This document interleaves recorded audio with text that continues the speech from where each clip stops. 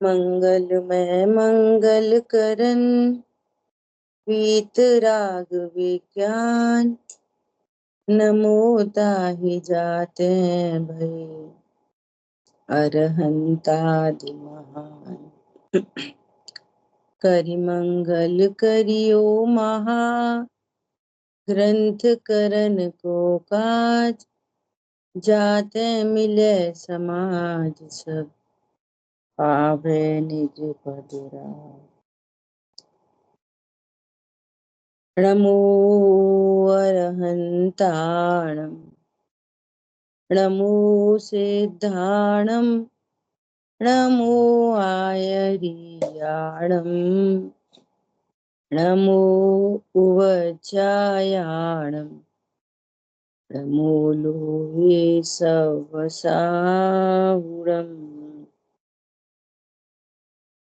मिथ्या देवादिक भजें हो है मिथ्या भाव।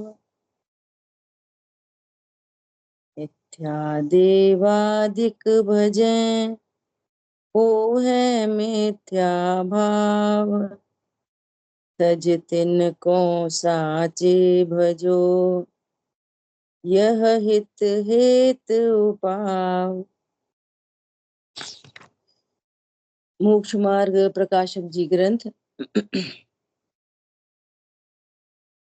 छठवां अधिकार अपना चल रहा है स्वाध्याय में। यहाँ कुदेव कुगुरु और कुधर्म की मान्यता का निषेध चल रहा है और बिल्कुल हेतु से बता रहे हैं कि इनका निषेध क्यों करना चाहिए। क्योंकि जहाँ तत्व ज्ञान नहीं है, जो जीव स्वयं ही दुखी हैं, स्वयं ही आकुलता में है, वे दूसरे को निराकुल करने में कैसे निमित्त बन सकते हैं। जिनके पास स्वयं मोक्ष मार्ग नहीं है, वे हमें मोक्ष मार्ग का उपदेश कैसे दे सकते हैं। इतना सिंपल लॉजिक है। हरी बात ख्याल में, जो स्वयं ही गरीब है वो हमको धनवान बनने की विधि कैसे बता सकता है। एकदम सिंपल है ना। सो कह रहे हैं कि तुमको मोक्ष मार्ग दुर्लभ हो जाएगा, इसलिए इनको दूर से ही छोड़ना। ठीक है, ऐसा। तो अपना इसमें नेक्स्ट विषय ये चल रहा है कि शिथिलाचार के कारण उसी का पोषण करते हैं। तो शिथिलाचार के पोषण का भी निषेध कर रहे हैं कि ऐसी शिथिलाचारी युक्तियां नहीं बनाओ। तो बात आई कि देव संज्ञा तो हमारे यहाँ अनंत भगवान को है, लेकिन हम देवगति के जीवों को भी देव कहते हैं, तो वहां समझ लिया जाता है। ऐसे ही गुरु नाम बड़े का है, हमें कोई एक अक्षर भी सिखाए तो गुरु कहते हैं। माता पिता को प्रथम गुरु कहते हैं, लौकिक शिक्षा वाले को गुरु कहते हैं, परंतु यहाँ पर तो निर्ग्रंथ गुरु के को गुरु मानने की बात है ना। ऐसे क्यों उनको ही गुरु क्यों माने? इसलिए माने कि सर्व प्रकार से महंतता उन्हीं में हो सकती है। सर्व प्रकार से महंतता समझे कि वे उन्हीं की परिणति स्वाधीन हो सकती है, जिनको तीन तीन कषाय का अभाव हो रखा। और जिनको तीन कषाय का अभाव नहीं है, उनकी परिणति स्वाधीन नहीं हो सकती। ख्याल में आ रही है बात? वे स्वाधीन नहीं हो सकते, उनको महंतपना नहीं हो सकता। तो कह रहे हैं कि वे भी तो आहार लेने चाहते हैं, ये पॉइंट रखा। तो वे आहार लेने जाते तो उनको दीनता हुई क्या? तब यहाँ पर कह रहे हैं लोभी होकर दातार की शुश्रूषा करके दीनता से आहार नहीं लेते, इसलिए मेहनतता नहीं घटती। कल इसमें लॉजिक आ गए थे। अपने लिए लेते हो तो मेहनतता घटे, अपने लिए तो लेते ही नहीं, पड़ोसी के लिए लेते हैं। ख्याल में आई बात? अपने लिए लेते हो तो मेहनतता घटे। अज्ञानी वो भी जीव है, और उस जीव वो जीव भी भोजन नहीं करता, पर अज्ञानी अपने को देह रूप मानता है ना, तो वो अपने लिए भोजन करता है। ख्याल में आई बात? अपने लिए मतलब अपने कोई देह रूप जानता है तो अपने लिए करता है। वे अपने को देह रूप नहीं मानते तो अपने लिए भोजन नहीं करते। अब पड़ोसी के लिए करते हैं तो मेहनतता नहीं घटती। कल 2-3 एग्जाम्पल बताई दिए थे, है ना। जो लोभी हो वही हीनता प्राप्त करता है, उन्हें तो कोई लोभ नहीं।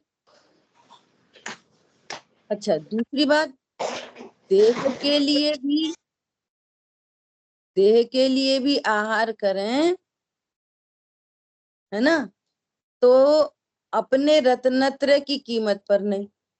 इसको टिकना है तो टिके, नहीं टिकना है तो मत टिके। ऐसे नहीं कि अब देह कोई संभाल के रखना है, संभाल के रखना है, नहीं। हमें तो रत्नत्रय संभाल के रखने हैं। हमारा रत्नत्रय धन नहीं लुटना चाहिए।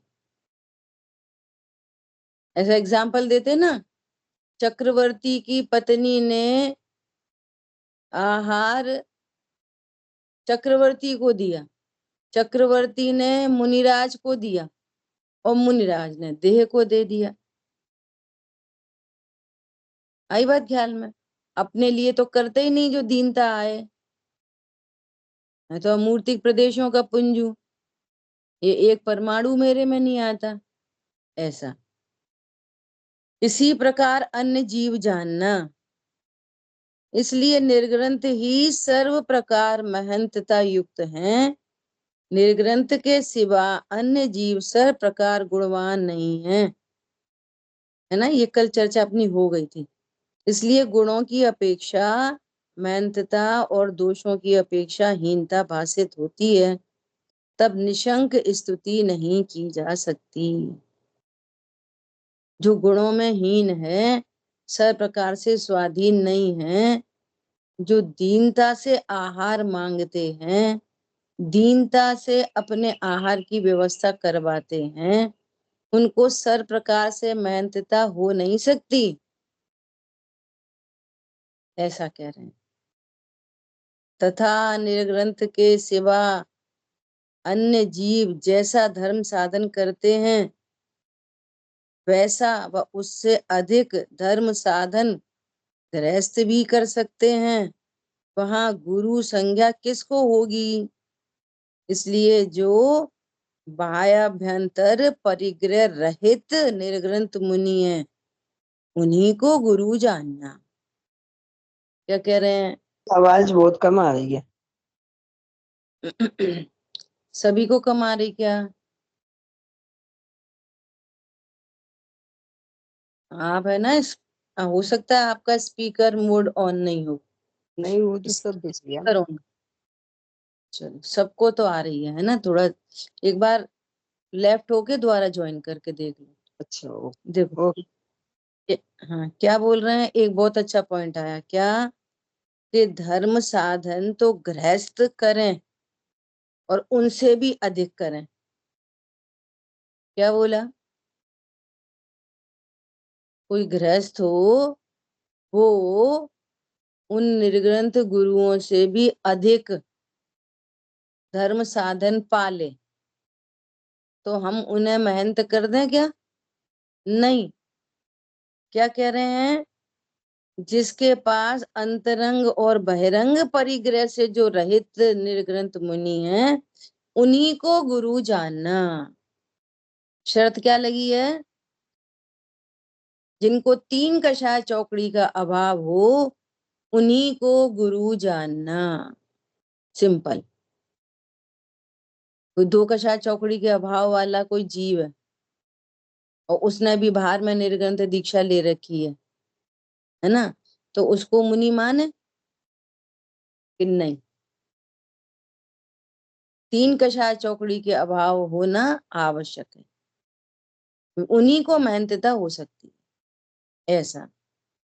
ठीक है। अब देखो, अब बहुत अच्छा पॉइंट आ रहा है। क्या आ रहा है? यहाँ कोई कहे ऐसे गुरु तो वर्तमान में यहाँ नहीं है, इसलिए जिस प्रकार अनंत की प्रतिमा स्थापना प्रतिमा है, उसी प्रकार हमने गुरुओं की स्थापना या वेशधारी है, हमने गुरुओं की स्थापना कर ली। पॉइंट समझ में आया? कितना बड़ा क्वेश्चन दिया है। क्या दिया है? जैसे अनंत तो यहाँ है नहीं, हमने प्रतिमा जी में अनंत की स्थापना कर ली, है ना। इसी प्रकार अभी वर्तमान में गुरु नहीं है वो सच्चे वाले, तो हमने इसी वेशधारी में गुरु की स्थापना कर ली। तुम पत्थर में कर सकते हो तो हम व्यक्ति में नहीं कर सकते? ऐसा प्रश्न दिया। पढ़ो रिम्पी बहन, आप पढ़ो।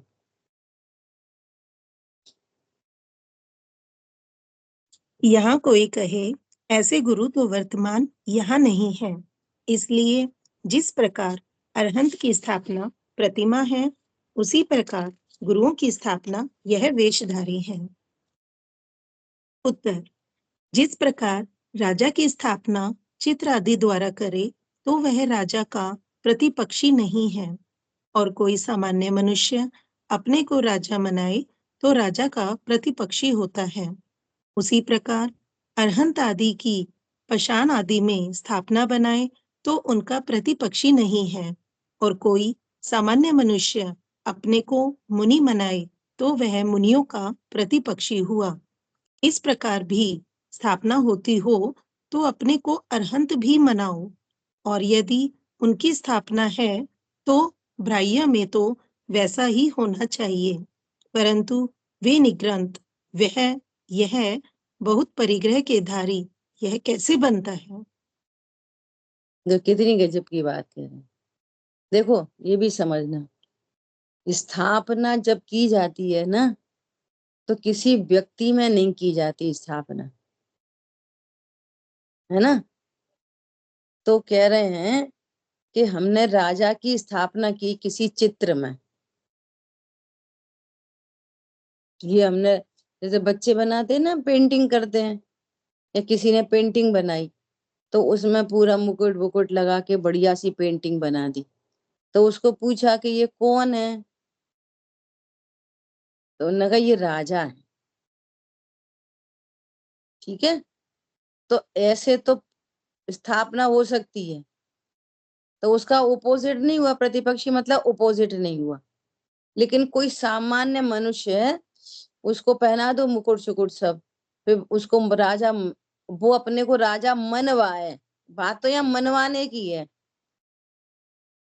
कोई द्रव्यलिंगी मुनि है, वो अपने को मुनि नहीं मनवा रहा, लेकिन उसको भाव आ गए कि गृह त्याग के, तो कोई अपराध थोड़ी है। लेकिन तुम अपने को मुनि मनवाओ और हम भी उनको मुनि माने और परिग्रह देखें, तब दोनों तरफ से गलती है। ख्याल में आई बात? तो कह रहे हैं कोई सामान्य मनुष्य को तुम कपड़े वपड़े पहना दो, मुकुट उकुट लगा दो, और फिर बोलो कि ये राजा है, तो राजा का वो प्रतिपक्षी हुआ ना। ऐसा। तो कह रहे हैं कि तुमको अगर स्थापना ही करनी है सामान्य मनुष्य में गुरु की, तो तुम अनंत की भी कर लो स्थापना। ऐसा काउंटर डाला है। मुनि की स्थापना काय को कर ली है?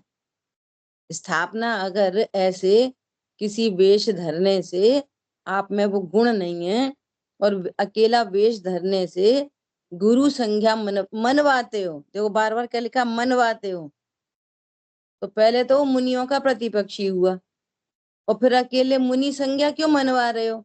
अरंत मनवाओ, अपने को सिद्ध मनवाओ, मुनि क्यों मनवा रहे? तो ऐसे स्थापना नहीं की जाती।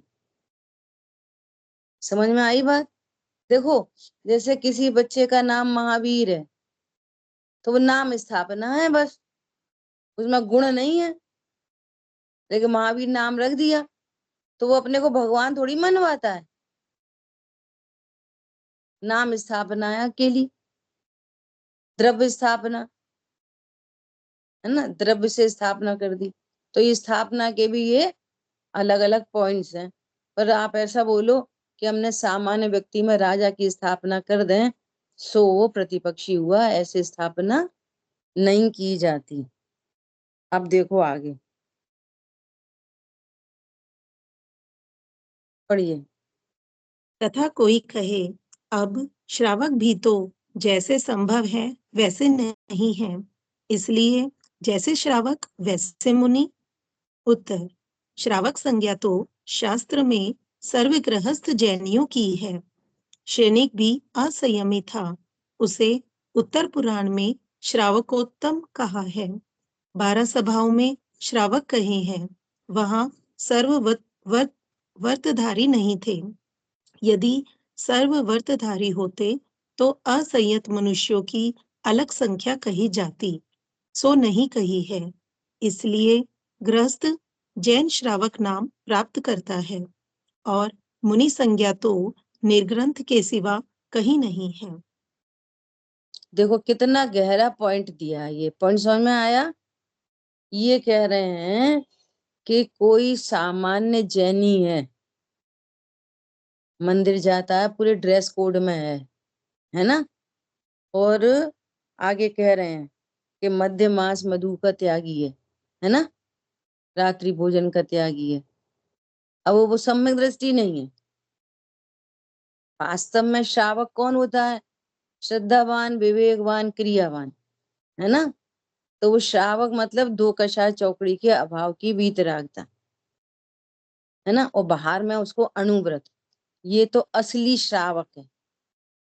सुनना, लेकिन जनरल श्रावक संज्ञा सबको मिल जाती है।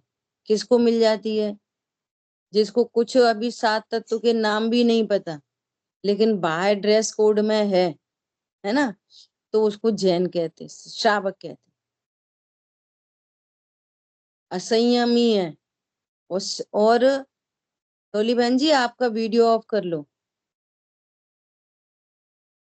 है ना। चौथे गुण स्थान वर्ती है, और वो असंयत सम्यक दृष्टि है ना, उसको भी श्रावक कहते हैं। तो उसका हेतु दिया है। क्या हेतु दिया है? कि उत्तर पुराण में राजा शैणिक को श्रावकोत्तम कहा, श्रावकों में उत्तम ऐसा कहा, जबकि वो असंयत सम्यक दृष्टि था। क्या था वो? असंयत सम्यक दृष्टि। और उनको क्या कहा? श्रावकोत्तम। ध्यान में आ रही है बात? एक जनरल तरीके से श्रावक संज्ञा सबको दी जाती है। किसको? सामान्य जैन को, चौथे गुण स्थानवर्ती को, और पंचम गुण स्थानवर्ती तो श्रावक है ही। एक बात। दूसरा हेतु क्या दे रहे हैं कि अगर ऐसा न हो तो समव शरण में श्रावकों का एक ही कोटा है। उसमें उसमें पहले गुणस्थान से लेके 5वें गुणस्थान तक के सारे जैन श्रावक एक जगह बैठते हैं। और अगर ऐसा नहीं होता तो असंयत और संयत, असंयत सम्यक दृष्टि, मिथ्या दृष्टि और पंचम गुण स्थानवर्ती, इनके सबके बैठने के स्थान अलग अलग होते। सो है नहीं समोषण जैसी जगह में भी। ख्याल में आई बात? तो आप वे श्रावक तो सब एक जैसे हैं, एक संज्ञा दी है श्रावकों को, लेकिन मुनियों को संज्ञा नहीं दी अलग अलग, ये द्रव्यलिंगी और ये भावलिंगी। सारे मुनि एक ही कोटे में बैठते हैं। ख्याल में आई बात? अब तुम ये बोलो कि श्रावक तो आजकल ऐसे है नहीं, तो मुनि भी ऐसे नहीं, तो श्रावक ऐसे नहीं तो इसलिए मुनि भी ऐसे नहीं, ये क्या लॉजिक है? जो श्रावक तत्व ज्ञान नहीं करता वो चार गतियों में परिभ्रमण करेगा, तो तुम भी करना, फिर मोक्ष मार्ग की बात ही नहीं ठहरी। क्या बोला? ये समस्या कहाँ से आ रही हैं? हम कौन है ये नहीं पता, इसलिए ये समस्याएं आ रही हैं। हरी बात ख्याल में? न नामधारी श्रावक चाहिए, न नामधारी मुनि चाहिए। भाव से भी श्रावक चाहिए, भाव से भी मुनि चाहिए। चाहिए इन द सेंस कि तुम्हारा ही भला होगा, तुम श्रावक भी सच्चे बनो, मुनि भी सच्चे बनो। और आजकल ऐसे चलता है ऐसे ऐसे, और दुनिया में एक धर्म के क्षेत्र में सब चलता है, लौकिक क्षेत्र में सब चलता है। सोने के बदले पीतल खरीद लेते हो लौकिक क्षेत्र में। अब क्या करें, हम थे ग्रुप में थे पहले, तो हम पहले पीतली को सोना समझते थे, तो अब कोई क्या बोलेगा कि ये सोना कैसे खरीदने लग गई। समझ में आ रही है बात? अरे तुम जाओ, तुम अभी भी खरीदो, मेरे को क्या करना। तुम्हें यदि ब्रह्म में रहना है, अपना घाटा करना है तो करो, मुझे तो नहीं करना अपना घाटा। ख्याल में आई बात? जितने पैसे में पीतल मिल रही थी उतने ही पैसे में हम सोना खरीद रहे, और हमारा भ्रम मिट गया। अब कोई हमें बोले, "ए, तुम तो इतने साल से पीतल खरीद रहे थे, सोना वोना छोड़ो, इधर ही रहो, हमारे साथ ही मूर्ख बने रहो।" और कोई क्या कहेगा, ये समझदार कैसे हो गई? तो कोई के कहने से समझदारी छोड़ देंगे? समझ में आ रही है बात? इसमें लोक में तो नहीं करते, ये पारलौकिक में क्यों कर रहे हैं? लोक में तो कुछ घाटा भी नहीं है विशेष। क्या घाटा है? कोई घाटा नहीं है, उसको घाटा समझते। और पारलौकिक में ये समझते हो, अब क्या करें, थोड़ी ढील छूट मिल जाए थोड़ी सी। अभी आएगी पूरी, कल जो प्रश्न आया है उसका पूरा समाधान आ रहा है, इसलिए मैं अलग से समाधान नहीं कर रही। अभी अगले पेज में पूरा आ रहा है समाधान, खुद से ही आ रहा है। देखो आगे,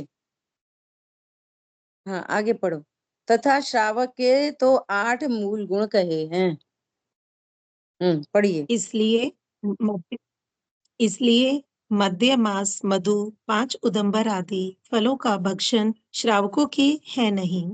इसलिए किसी प्रकार से श्रावकपना तो संभवित भी है, परंतु मुनि के 28 मूल गुण हैं, सो वेशियों के दिखाई ही नहीं देते। इसलिए मुनिपना किसी भी प्रकार संभव नहीं है।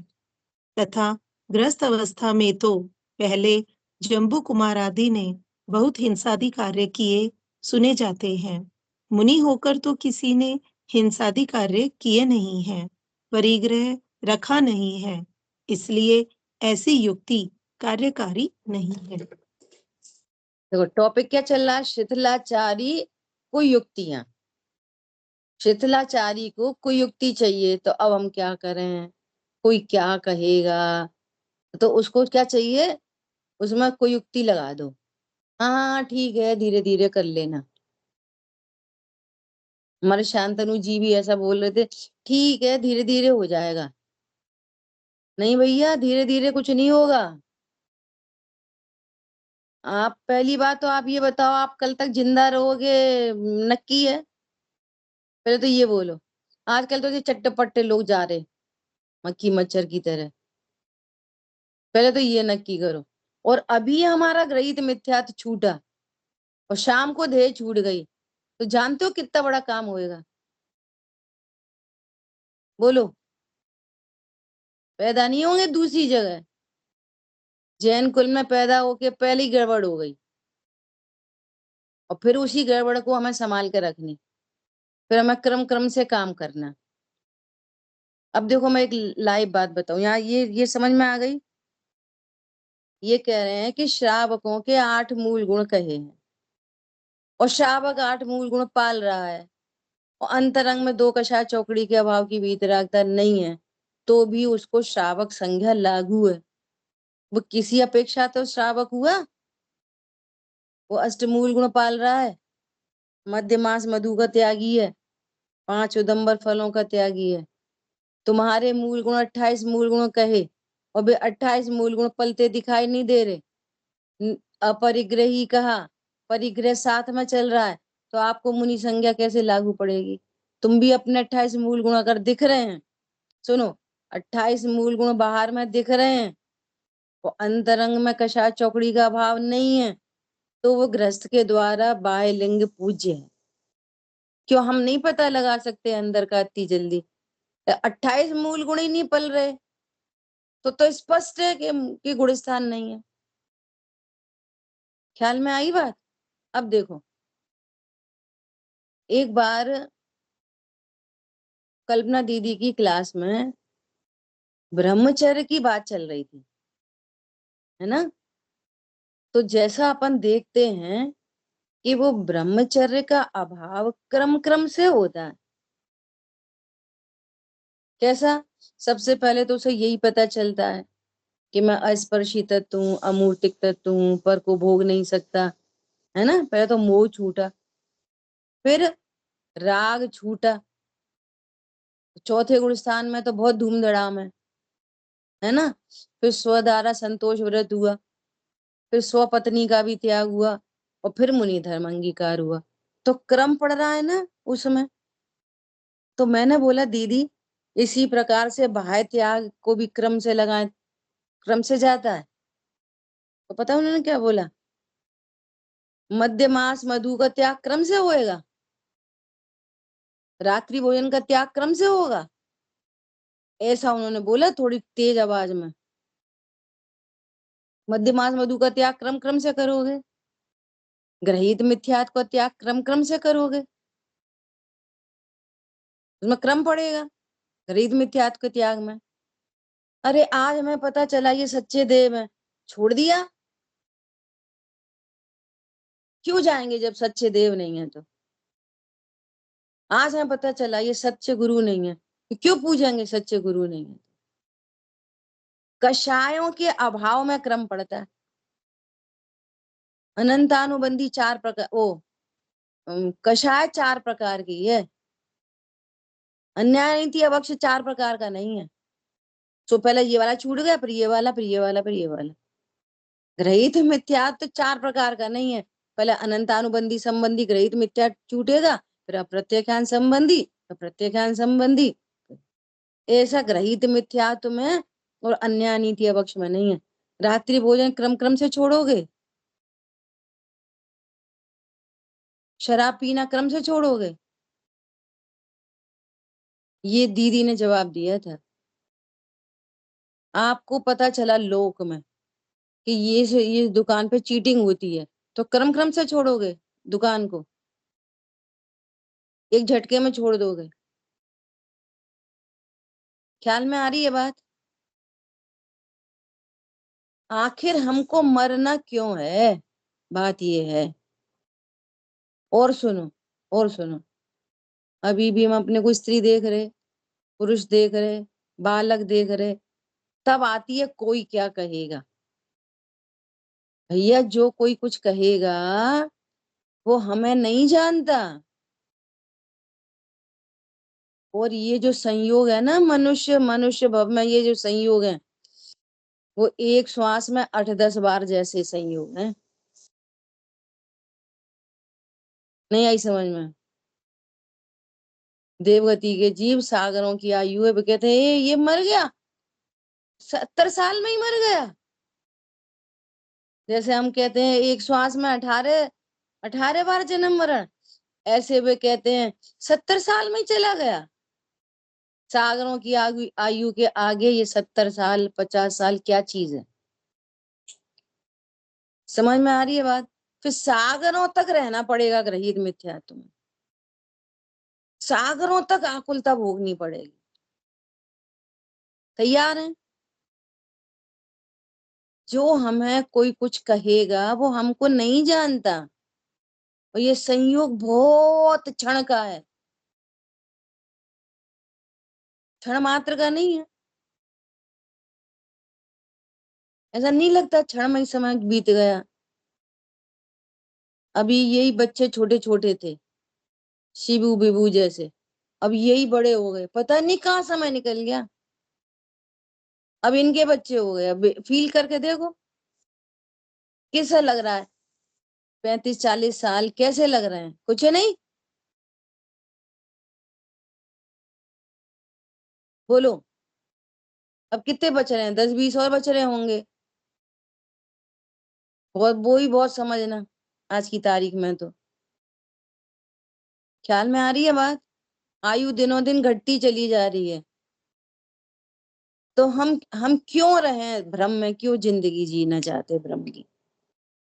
और किसके लिए? औरों के लिए। कोई कुछ कहेगा तो जहर खा लो। क्यों भाई साहब, समझ में आ रही है बात? और सुनो ध्यान से, 2 एग्जाम्पल दिए जा रहे। क्या संबंध भद्राचार्य ने भी तो उन्होंने गुरु मनवाया था क्या अपने को? जब उन्होंने दीक्षा का छेदन किया तो उन्होंने गुरु मनवाया अपने को? उन्होंने तो अपना टाइम पास करा, काम खत्म, वापस तुरंत तुरंत दीक्षा ग्रहण की, तुरंत।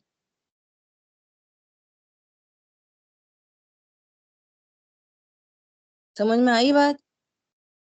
जो स्वयं सम्यक दृष्टि है, सुनो शांतनु ध्यान से, जो स्वयं सम्यक दृष्टि है उनको आत्मबल इतना है कि कदाचित किसी समस्या आने पर यदि कोई दूसरे कार्य हो जाए तो उनका सम्यक तो मलिन नहीं होता। ये उनका आत्मबल है। तो शरीर की क्रियाओं से, पर द्रव्यों से सम्यक तो नहीं छूटता, लेकिन तुम खुद ही बाल बुद्धि हो, तुम खुद ही बच्चे हो, तुमको तत्व ज्ञान है नहीं। तो आप जहां तत्व ज्ञान नहीं है, यदि आप उन प्रसंगों में जाओगे तो जैसे तैसे वो काले ड्रम में सफेद पेंट डाला है, थोड़ा थोड़ा ग्रेश हुआ है, तो उधर वापस काला हो जाएगा। नहीं आई समझ में? समझ में आ रही है बात? नहीं, वो धीरे धीरे धीरे धीरे धीरे नहीं। अब अगर बात ख्याल में आ गई है तो सीधा त्याग करो और अपनी शक्ति बढ़ाओ। ये तो उपाय है, दयनीय बने रहने की क्या जरूरत है? समझ में आ रही है? एक एक स्टेप होता है। पहला स्टेप क्या था भैया? पहले वहां इन्फ्लुएंस हुए, अब यहाँ इन्फ्लुएंस हो रहे। इन्फ्लुएंस मत हो, स्टडी करो, और स्टडी करने पर हमें सही पाथ लग रहा है तो अब भयभीत मत हो। ख्याल में आ रही है बात? गुरुदेव श्री की बात कर लो, दूसरा दृष्टांत गुरुदेव श्री है। जब उन्हें सत्य मार्ग पता चल गया और सारी दुनिया उन्हें पूज रही थी, उनका निषेध नहीं कर रही थी, उनके लोग उन्हें पूज रहे थे, तो पुजवाते रहते, रोटी खाते रहते। बात तो परिणामों की है। क्या बोला? परिणाम तो उनके सही थे। क्या बोला? कुछ बातें रहते ना अपने को, वहां तो सबसे बड़े गुरु थे वे, और रोटी मिल रही थी अच्छे से, और अंदर में तत्व ज्ञान पकड़ में आ गई थी बात। तो क्या समस्या थी? और वे लोग भयभीत कर रहे थे, अपने को तो रोटी के लाले नहीं पड़ रहे। वे लोग अगर रोटी नहीं देंगे, अगर यहाँ से कन्वर्ट किया तो। समझ में आई बात? उन्होंने कहा बोला मत देना भैया, तो मायाचारी नहीं हो जाएगी। तत्व ज्ञान टिक नहीं पाएगा ऐसे भेष के अंदर। आप निराकुल नहीं रह पाओगे ऐसे भेष के अंदर। उनने बोला कि मैं अंदर में समय सार पढ़ूं और बाह्य में विपरीत लिंग धारण करूं, तो अपने से मायाचारी नहीं हो जाएगी। तो सम्यक दर्शन कैसे टिका रहेगा? मायाचारी के बीच में सम्यक दर्शन कैसे टिकेगा? बोलो। रोटियों की कीमत पर छोड़ के आ गए। ओ विचार करो, अपने को कुछ भी नहीं करना है। उनके पास तो मंदिर भी नहीं था, उनके पास तो जिनेंद्र भगवान की मूर्ति भी नहीं थी भाई साहब। हम विचार नहीं कर सकते कैसे व्यक्ति हमको क्या है, फाइनल प्रोडक्ट दिखाई देता है। रॉ मटेरियल हमें पता नहीं, उस पर कितने हथौड़े चले तब जो मूर्ति बनी है। वो हथौड़े पड़ते आह करते हमें दिखी नहीं, मैं सीधे सीधे मूर्ति देख रही। उन्हें कितने सहन किए। बोलो मंदिर नहीं था, जिनेंद्र भगवान की प्रतिमा नहीं थी, और प्रतिमा के उनको दर्शन करने थे। और सुनो, पंच कल्याणक कैसे होंगे ये भी नहीं पता था, कुछ भी नहीं पता था, जमीन भी नहीं थी। कहाँ तो मंदिर बनाएंगे, कौन सी तो प्रतिमा लाएंगे। सब कुछ हुआ हमारे पास तो बना बनाया है। देखो आज सोनगढ़, आज सोनगढ़ और गुरुदेवश्री वो हो गए पर्यायवाची। सोनगढ़ बोलो तो तुम सोनगढ़िया हो। सोनगढ़िया, सोनगढ़ तो द्रव वो एक वो है, शहर है, एक स्थान है सोनगढ़। सोनगढ़िया मतलब तो तुम कांजी स्वामी वाले हो, पर्यायवाची बन गया। तो ये हौले हौले से काम नहीं चलता। ये निधि ने लिख रखा है ना कुछ अपना स्टेटस में, क्या लिख रखा है कि तुम्हें छोटी छोटी सी वो सहन नहीं होती सहलाने से, क्या कुछ क्या लिखा है बताना जरा। जो लिखा है, if you are irritated by every rub then how will you be hmm, polished। अगर बोलो। आप छोटी छोटी इंची जरा जरा इरिटेट सी होते चीजों रहेंगे। पे, हाँ, छूने से ही तुम इरिटेट हो रहे हो तो तुम्हारी पॉलिशिंग कैसे होगी? बोलो। रगड़ना पड़ता है। और ये तो भैया मोक्ष मार्ग है, ये तो अपने हित की बात है। क्या बोला? दो दो कंडीशन है, यहाँ से भी गए वहां से भी गए, ऐसा नहीं करो। इसलिए पहली पहली पहली शिक्षा क्या थी? समझो। तब नहीं बोला छोड़ो, और समझ में आ गई तो छोड़ दो। दो नाव की सवारी नहीं कर, अपने को बहलाओ नहीं। ठीक है, एक समय क्या था, नहीं छोड़ो, समझो पहले। समझ गए तो अब क्यों मरना? अब नहीं मरना, अब अपनी शक्ति बढ़ाओ। ठीक है, ये उपदेश किसी एक को नहीं, सबके लिए है। अपनी शक्ति बढ़ाओ कि अब हमें खराब लगता है तो वो सही लगना, अपने में सही लगना शुरू करो। काय का खराब लग रहा है, मैं तो सत्य मार्ग पे हूँ। कोई कहे सो कहता रहे, ऐसा। और बेवास्तव में दया के पात्र हैं, द्वेष के पात्र तो कोई है ही नहीं इस दुनिया में। हमारे ही पूर्व कर्म ऐसे बंधे जो हमें से संयोग मिले, ऐसा। ठीक है, आगे पूरा समाधान आएगा, इधर ही आएगा देखो। फिर क्या बोल रहे हैं, जम्मू कुमार आदि ने पहले बहुत हिंसा की थी, लेकिन जब मुनि बने तब थोड़ी कोई परिग्रह रखा। तो तुम कहते हो आजकल वैसे श्रावक नहीं वैसे मुनि नहीं, ये थोड़ी कोई बात होती है, ऐसा। अब देखो, अब बहुत अच्छी बात आ रही है आगे। अब एक समाधान और मिलेगा, अगले पैराग्राफ में एक समाधान और मिलेगा, पढ़ो। देखो, आदिनाथ जी के साथ 4000 राजा दीक्षा लेकर पुनः भ्रष्ट हुए। तब देव उनसे कहने लगे, जिन लिंगी होकर अन्यथा प्रवृत्तोगे तो हम दंड देंगे। जिन लिंग छोड़कर जो तुम्हारी इच्छा हो सो तुम जानो। इसलिए जिन लिंगी कहलाकर अन्यथा प्रवृत्तें वे तो दंड योग्य हैं, वंदना आदि योग्य कैसे होंगे।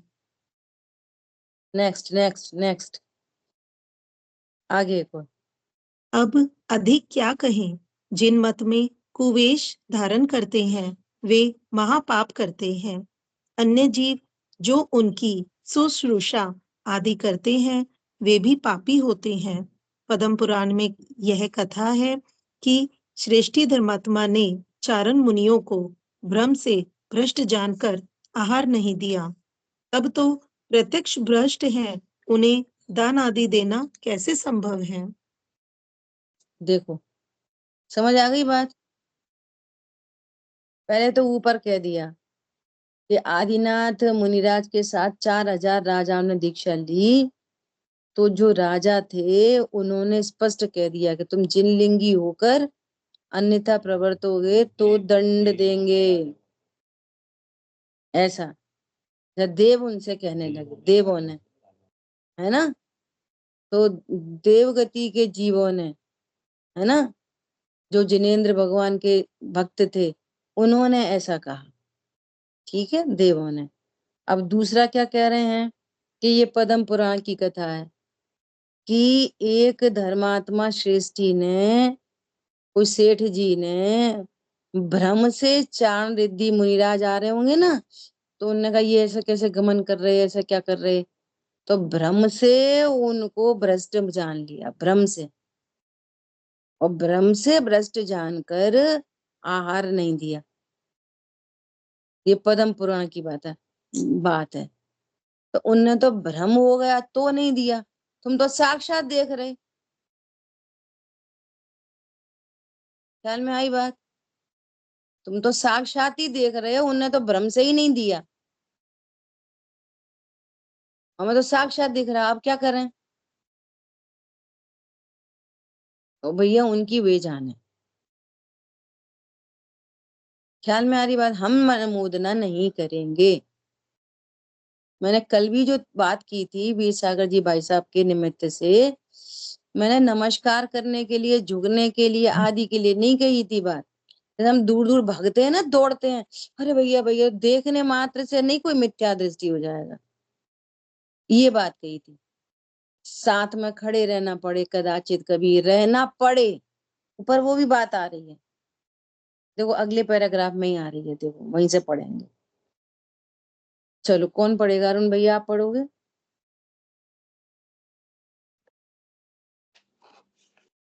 अब देखो शिथिला, अपना टॉपिक क्या चल रहा है, शिथिलाचार के लिए कोई युक्ति मत बनाओ, टॉपिक ये चल रहा है। इस टॉपिक के अंतर्गत ये सारी बात चल रही है। अब देखो आगे फिर लोग ऐसे ही बोलते हैं, हमारा सिद्धांत तो सही है, हमारा सिद्धांत तो सही है। देखो हमें अंदर में तो बहुत तुमसे प्रेम है, क्रोध तो हम ऊपर ऊपर से करते, तो ये ऊपर ऊपर से कौन सा क्रोध होता है, बिना परिणाम के क्रोध हो जाएगा। शरीर का निमित्त नैमित्तिक संबंध है, अंतरंग में क्रोध का भाव नहीं हो और बाहर में क्रोध दिख जाएगा। हम तो ऊपर ऊपर से कर रहे थे ऐसा। देखो यहाँ पे कितनी बढ़िया बात कर रहे हैं। यहाँ कोई कहे हमारे अंतरंग में श्रद्धांत तो सत्य है, परंतु बाह्य लज्जा आदि से शिष्टाचार करते हैं, सो फल तो अंतरंग का होगा। उत्तर, षट पाहुन में लज्जा आदि से बंधन आदिक का निषेध बतलाया था। वह पहले ही कहा था, कोई जबरदस्ती मस्तक झुकाकर हाथ जुड़वाए, तब तो यह संभव है कि हमारा अंतरंग नहीं था, परंतु आप ही मान आदिक से नमस्कार आदि करे, वहां अंतरंग कैसे ना कहें।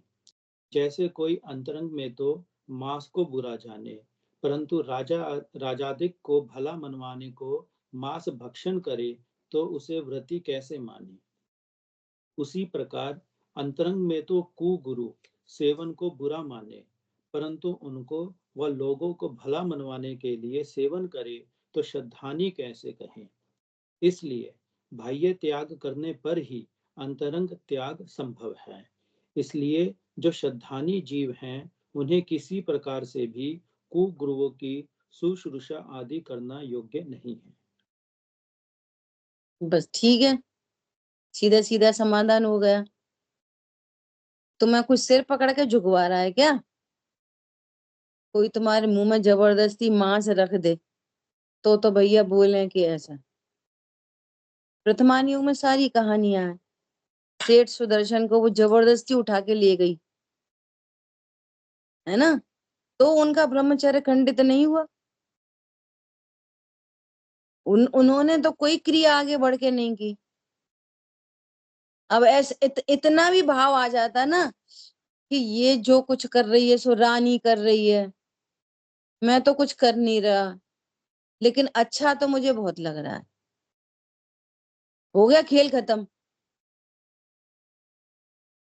मैंने तो कुछ नहीं करा। समझ में आ रही बात? तो ब्रह्मचर्य खंडित नहीं हुआ। और तुम आगे बढ़ के ही काम करो, फिर बोलो कि हमें सत्य तो श्रद्धान है, अब क्या करें, करना पड़ता है। ख्याल में आ रही है बात? देखो, जैसे यहाँ आ गए, नोएडा आ गए, अपन अपनी बात कर रहे हैं, है ना। अब ये छोटे छोटे बच्चे हैं, कितनी चीजें, एक दो चीजें ऐसी हो जाती हैं जो अपन नहीं करते, उन बच्चों के लिए कर रहे। जैसे मान लिया मैं भिंडी नहीं खाती, अब उस शिवी को खाना खिलाना है या उसको टिफिन में भिंडी रखनी है, तो भिंडी सुधारनी भी पड़ती और रखनी भी पड़ती। लेकिन कोई बोले कि तुम रात में खाना खिला दो, तो रात में खाना खिला देंगे बच्चों के चलते। समझ में आ रही है बात? तो अब भिंडी खिलाने का भी जो भाव बन रहा है वो हमारी कमी है, उनकी नहीं है। यदि हम ऐसा दृढ़ निश्चय करें कि नहीं भैया हमारा भिंडी का त्याग है, ना हम सुधारेंगे, ना हम बनाएंगे, ना हम खिलाएंगे, तो कौन जबरदस्ती करवाएगा? भाई लोग बोलेंगे भाई मम्मी का त्याग है, वे नहीं करेंगी, वे बोलेंगे ही नहीं। और वे रात में कुछ खिलाने को कहें, ऐसे अपने यहाँ नहीं खाते, ये भाई एक दृष्टांत दे रहे हैं, वे बोले रात में खिला दो पूड़ी, तो खिला देंगे? जबरदस्ती कोई खिलवा देगा? अपने खाने की तो बात छोड़ दो, भैया उनने जबरदस्ती बोला तुम रात में खाना खा लो, तो खा लेंगे रात में खाना। हमारा मन नहीं था, वो तो वो लोग नहीं मान रहे थे इसलिए हमने खा लिया। अच्छा, तो हमारी बिना इच्छा के खा लिया। भिंडी क्यों बना रहे? अपनी अपनी कषाय से बन रही है। छोड़ दें तो अभी अभी छोड़ दें आज ही, जो कुछ होता है कोई दूसरा कुछ नहीं करवाता, कहीं भी किसी भी क्षेत्र में। बच्चा चला गया जबरदस्ती, कल पेपर था और आज चला गया पिक्चर, ओ मम्मी दोस्त ले गए थे, दोस्त ले गए थे, जबरदस्ती ले गए थे। और तुझे बोरी में भर के ले गए थे क्या? तुझे पता नहीं था कल तेरा पेपर है? तो पहले तो बोल देंगे ठीक है ठीक है, सबके बीच में तो क्या बोल देंगे, ठीक है वो बेचारा वो तो नहीं जा रहा था, बच्चे ही ऐसे संगति में पड़ गया है। लेकिन घर आएगा तब क्या बोलेंगे, ये बता तू क्यों गया, वे तो ले जा रहे थे, तुम क्यों गए? हमारी बात ख्याल में? तो अपना ही परिणाम बन जाता है। क्या बन जाता है? चलो चलो वैसे मैंने तैयारी तो कर ली है, आके देख लूंगा, आके देख लूंगा। खुद का परिणाम बने बिना कोई जबरदस्ती नहीं लेके जाता, एक बात। और जहां जबरदस्ती के प्रसंग बने तो वो भी उदाहरण है, शेर सुदर्शन का उदाहरण है। आप उतने तैयार हो और फिर कोई जबरदस्ती करे तो दोष नहीं है। सीता जी का अपहरण हो गया, पर पुरुष के घर रही, कुशील का पाप नहीं लगा। हम इतने समर्थ हैं तो बेशक कोई काम हो जाए। अब जैसे जैसे टोडरमल जी ने खुद ही अन्य ग्रंथों का कितना स्वाध्याय किया होगा।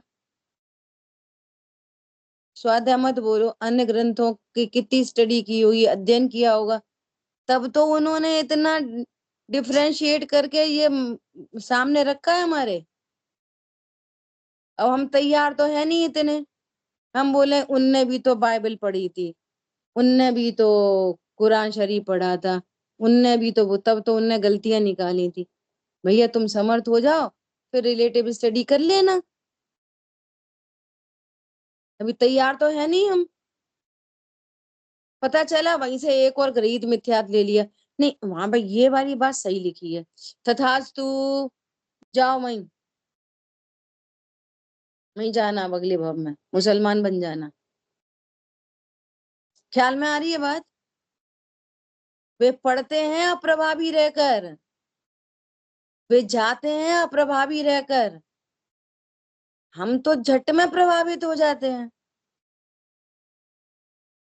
इसलिए कितनी जगह पहले बाह्य त्याग कराया जाता है। चरणान योग में पहले बाह्य त्याग कराया जाता है। किनको? कमजोर जीवों को। तुम भैया बाह्य त्याग करो, फिर अंतरंग त्याग हो। समझ में आ रही बात? फिर परिणाम बनते हैं। पहले आलू का त्याग कर दो, पर धीरे धीरे उसके गुण दोष पता करके परमानेंसी आ जाती है। खाते रहो और आलू के गुण दोष समझो और फिर आलू छोड़ देना। समझ में आई बात? ऐसा। अब देखो नीचे क्या कह रहे हैं। एक एक दृष्टांत किसका? रेवती रानी का। 25वें तीर्थंकर आए, पूरा शहर गांव पूरा गया 25वें तीर्थंकर को देखने, रेवती रानी नहीं गई, तो प्रसिद्ध हो गई निशंकित अंग में, नहीं अमूढ़ दृष्टि अंग में प्रसिद्ध हो गई। निशंकता भी थी, जिन वचन पर निशंकता थी 25वें तीर्थंकर होते ही नहीं। कोई माया भी है, निशंकता भी थी और अमूर्ता भी थी। चलो देख हैं, वैसे तो हमें पता है। अब सब लोग कह रहे थे तुम क्यों नहीं जानी बहन जी, तुम क्यों नहीं जानी, तो हम भी चले गए, तो प्रसिद्ध हो जाती वो। तो अमूढ़ दृष्टि थी। देवों ने आके परीक्षा ली और फिर देव नतमस्तक हुआ। तो कोई हमारी पूजा करे तो बात है। हम देव को छोड़ के कहाँ जाए पूजने, कहाँ चले पूजने। ठीक है, अब देखो खास बात, वे भी गृहीत मिथ्या दृष्टि और हम भी गृहीत मिथ्या दृष्टि, फिर तो रहो संसार में, क्या समस्या है? क्या समस्या? अनंत काल बीत गया और बीत जाएंगे अनंत काल, ये समस्या पड़ रही है। अनंत काल तो बीत चुका ना। वे भी गृहीत मिथ्या दृष्टि है और हम भी गृहीत मिथ्या दृष्टि है, फिर कोई समस्या ही नहीं है। बिल्कुल no problem, take it easy policy. Polishing करनी है तो हथौड़े सहन करने पड़ेंगे, और वो हथौड़े कहना तो बाह्य की बात है, अंतरंग में तो स्मूथनेस है। अंतरंग में तो और देखो जब तक विकल्प रहेगा ना तब तक निर्द्वंद नहीं हो पाएंगे। क्या बोला? संशय में रहेंगे तो निर्द्वंदता नहीं आ पाएगी, और हमें निर्विकल्प होना है। तो पहले तो मोटी मोटी छटनी से निर्विकल्प हो जाए, फिर धीरे धीरे नक्काशी करनी है 7 तत्वों की। अभी तो 7वां अधिकार आ रहा है, तब उसमें हवाइयां उड़ेंगी। अभी तो कुछ भी नहीं हो रहा। अभी तो बस ये निकला है कि ये पत्थर है, इसकी मूर्ति बन सकती है, थोड़ा थोड़ा सा बस रगड़ा है, जरा सा मिट्टी हटा दो। नक्काशी तो अभी होएगी 7वें अधिकार में आके। तो अभी इतने से में नहीं घबराओ, धूल मिट्टी हटने में ही नहीं घबराओ, धुल जाने दो पत्थर, अच्छा बढ़िया चमकने दो। अब करेंगे इसको अच्छे से, नाक बनाएंगे, मुंह बनाएंगे, सुंदर सा चेहरा बनेगा, वो परमानेंट हो जाएगी मूर्ति। ख्याल में आ रही है? फिर वो सुनो, जितनी जितनी प्रभावना तीर्थंकर से नहीं होती, उससे कई गुनी प्रभावना मूर्ति से होती है। वे चले गए, भूतकाल के 24 तीर्थंकर चले गए, अभी भी उनकी मूर्तियां बनके प्रभावना हो रही है। समझ में आ रही है बात? इसलिए अब घबराने की कोई जरूरत नहीं है। रिलैक्स और आनंद करो, बढ़िया खुशी मनाओ कि हम भ्रम से बच गए। इस बात की कहते ना, अपने कार्य का हर्ष होता है। इसलिए बिल्कुल निश्चय पूर्वक, निर्णयात्मक देवशास्त्र गुरु का निर्णय करो और रिलैक्स, क्योंकि अभी तो बहुत काम बचा है। ये तो अभी तो ग्रहित मिथ्यात्व का छुड़वा रहे हैं, अभी तो अग्रहित है। और ग्रहित मिथ्यात्व मोस्टली मनुष्य भव में ही होता है, ये यहीं पे आके सीखता है उल्टा पुल्टा। कौन सा कोई वो है, खरगोश का बच्चा है ना, कितना सुंदर होता है, तो खरगोश अपने बच्चों को काला टीका लगाता है, उसको हाय पहनाता है। तो ये तो मनुष्य भव के हैं सारे ग्रहित मिथ्यात्व। त्रियंचों को कौन सा ग्रहित मिथ्यात्व होता है, इसलिए उनका अग्रहित झट्टे से छूट जाता है। और उनका परिकर नहीं होता ना, पत्नी बच्चे दुकान मकान, तो जल्दी से पंचम गुण स्थान भी हो जाता है। समझ में आ रही है? भाई संयोगों का भी इतना महत्व पड़ता है निमित्त रूप से। अब पहले से तो उन्हें कुछ छोड़नी नहीं है, पत्नी बच्चे के दुकान छोड़ दो, के फैक्ट्री छोड़ दो, है ही नहीं। चौथा गुण स्थान हुआ, पांचवा हो गया, और ना उनके पास कोई ग्रहित मिथ्यात्व।